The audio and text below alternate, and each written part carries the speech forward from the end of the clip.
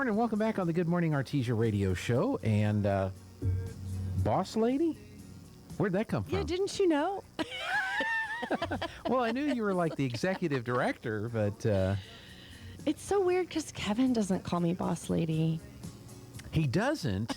No. Oh, well, somebody ought to show him that. And It's true.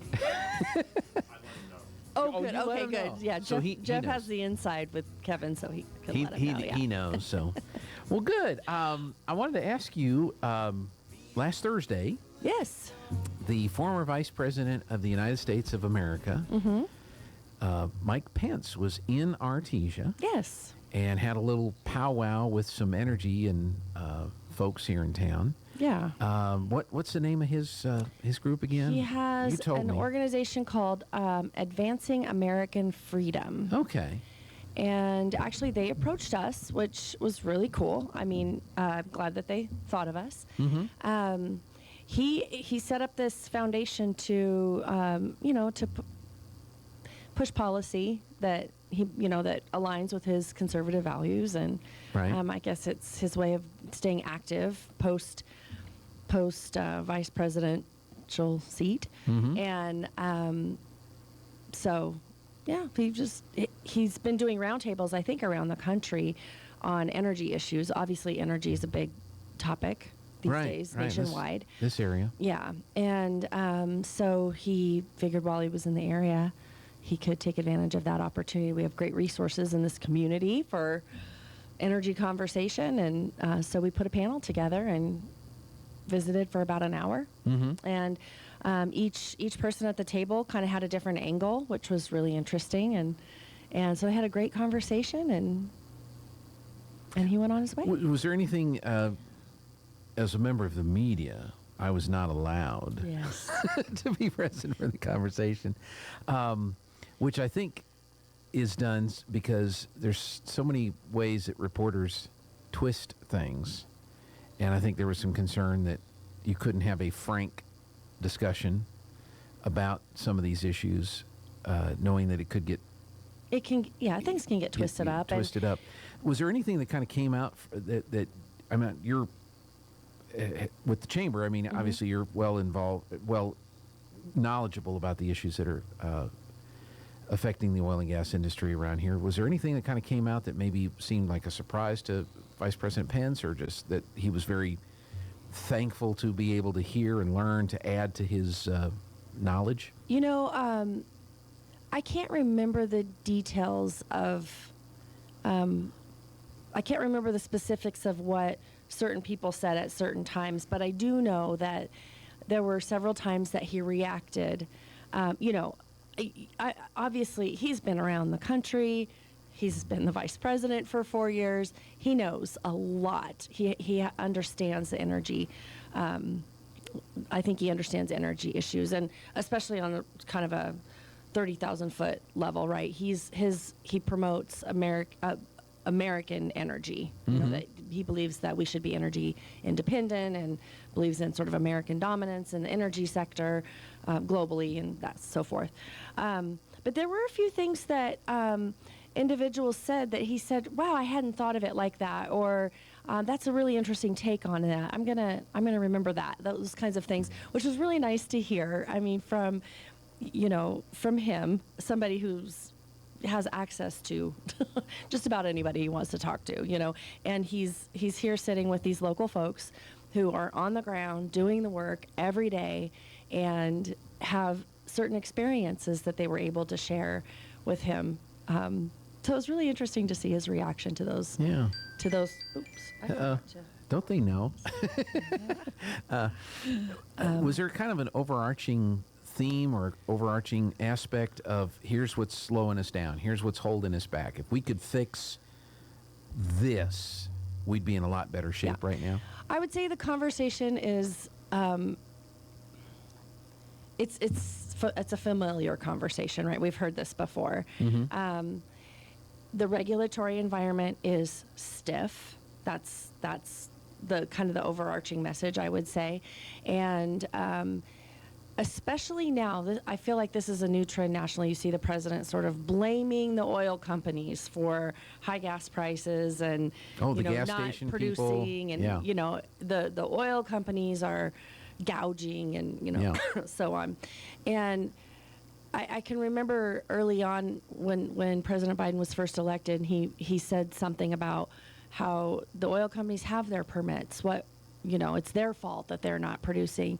But then this was a lot of the conversation the other day, is there's so many other permits that you need. I mean, so you might have the permit to drill, but you need right-of-way permits, you need pipelines, you need all kinds of other things to make the whole thing happen, and nobody can turn on a dime. Mm-hmm. And so when your permitting process gets held up, and it could be a variety of other permits, not just the one that the president is talking about, you still can't drill. You Right. still can't produce oil. You still can't capture gas. So Right. Well, we've all seen the stories. I think the EPA is thinking about not letting there be any drilling in the Permian Basin because of air quality concerns. right. And so this is an overarching problem. And then you get into the individual states. I'm sure it's a lot less restrictive in Texas than it is in New Mexico. New Mexico has its own set of challenges now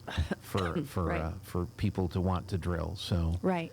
Yeah, there was a little bit of conversation about that too. Of course, that's sort of out of his scope, but I know that New Mexico producers do have concerns about how to produce in New Mexico versus how easy it is to produce in Texas, and there was a little bit of that too. I mean, in some cases you can wait years to, you get held up in some sort of lawsuit with, an environmental group or whatever, just to have a permit issued. And when you don't have that, you can't be productive. yeah, So- it's very frustrating for a lot of people in the industry, I'm sure, to see the administration go to OPEC Plus and beg for increased production, but they don't have the environmental restrictions that we have in this country, Yeah. or consider lifting sanctions on the communist dictator in Venezuela to allow them to be able to do more production, but they don't seem to be. I mean, did the people that were talking there, did they tell stories of how they've gotten calls from the administration, that the administration has reached out to them and asked them how they can increase their production to help the situation? Yeah, no, I didn't hear any of that. I didn't think so. Yeah, I did not hear that Yeah. in the meeting the other day. It just as a citizen, and a voter, I guess, it does give me pause. I mean, if we're so concerned about climate change, why are we only concerned about us and not them? That's right. That's right. If I were Saudi Arabia, I might be a little insulted by that, and sounds like they might have been. Not for that reason, but Well, yeah. I do think it's, they didn't exactly or none of our local folks necessarily said that in the meeting, but I know that was the tone that Vice President Pence was taking. That it is tough to be sitting on everything we need right here, and yet we reach out to these other countries who not all are our friends, Right. to essentially enrich them when Yeah. we could be doing it ourselves. Well, let me ask you this, because when the people in the government talk about the oil companies, most, if not all, of these major companies are international companies. Oh yeah. So they're not just drilling here and not there, or just drilling there and not here. They have operations all around the world. So for them, they're going to run their operations wherever it is that they're allowed to run their Yes. operations. Yes. So was there any kind of discussion on how this might be impacting truly local or American interests who don't have the luxury of saying, fine, they're not going to let us drill here, we'll go ahead and do our contracts with OPEC Plus, and Yeah. we'll run our people out in Saudi Arabia? Yeah, no, and in fact, this group that I invited to this meeting in particular was really focused on the smaller guys. Okay. So Excel Energy was there. That's kind of a different deal, but and HF Sinclair was represented. and they're a large company, of course, nationwide. But we tried to focus on, in this particular case, the local voice, which doesn't always get heard as well as the large multinational companies who have access to Congress a little more readily, and the White House, and can have those conversations. And so we wanted Vice President Pence to hear from really what are the local issues, because I feel like our local issues, because of where we are located, are national issues. They are now, just because we are sitting in the middle of the Permian, and we are producers, and it affects all of us locally very directly, but it also is affecting the whole country. So the same story, I feel, can be told all over the place, but this is, I feel like, a little bit of the epicenter of it. Yeah, it's really kind of an amazing situation that we've put ourselves in over the last couple of years, and just in a 2-year period of time. Yes. Really, it's amazing how much that the situation changes. The oil industry is used to booms and busts, but I don't know how much of it is self-inflicted bust. You know what I mean? Or self-inflicted issues in those areas. And it does feel, and actually there was a little bit of conversation about that too, that this seems to be a little bit less of a natural impact than it is kind of a manufactured crisis or whatever, manufactured problem, because of the policies that are in place and the goals that are in place for moving to all electric and reducing climate change, and which, and there was a little bit, I wish I would have written down the numbers, and we can find them easily and talk about it again another time, but one of the representatives in our group did say, we've reduced pollution, we've reduced CO2 emissions even while we were producing more, because the technology always gets better. And that is something that I think the industry doesn't get enough credit for. Just like Apple, just like GE or any other company that we love because we want their products, the oil industry, I argue, is very forward-thinking and very creative, and you have to remember that a lot of scientists work in that industry and are always looking for better ways to do things. I mean, they want to be safer, cleaner, more efficient, less, more cost-effective. They want all of those things too, just like anyone else. And so they're always looking for better, cleaner, faster ways to do things. Yeah. Everybody benefits from it, including their employees, who all live, they're all our neighbors. That's right. So, that's right. And no, it's a lack of understanding. So, did the vice president share any insights? Because he, like you said, he's been in Washington as a congressman from Indiana, and then vice president, which I noticed he kept calling it the Trump-Pence administration, which I thought was... he did say that. He did say that. I wonder if he says that in Washington. But just a personal aside. But did he bring any perspective into the way that the people in Washington think? And I use an example. In New Mexico, we had the Arrowhead study. New Mexico State, I think some of our local entities were involved in the Arrowhead study, and people like Jim Townsend and others have used the Arrowhead study to try to educate people in other parts of New Mexico. Look, this is the true impact of this industry on our state budgets. Did the vice president give any kind of insight as to, and some people in New Mexico have been persuaded that oil and gas is not such a horrible bad thing, and that there needs to be some ways to help them out. Did he give any kind of insight as to what the true mindset is in Washington, D.C.? Is education even possible for some of these folks that are in Congress and other parts of the state or country? No, I don't think that he did. I think we jumped into the conversation, and when I say we, I mean I was an observer of the conversation. I did not contribute. I feel like we jumped into the conversation with the understanding that today's environment and today's leaders don't, we kind of understand the agenda. They want to, they want to kill oil and gas. So we kind of I think we jumped past all of that, just right into what the experiences are. He asked a lot of questions. Yeah. Everybody got their opportunity. You know, another one who was very interesting to listen to was CVE. Wade Nelson represented CVE.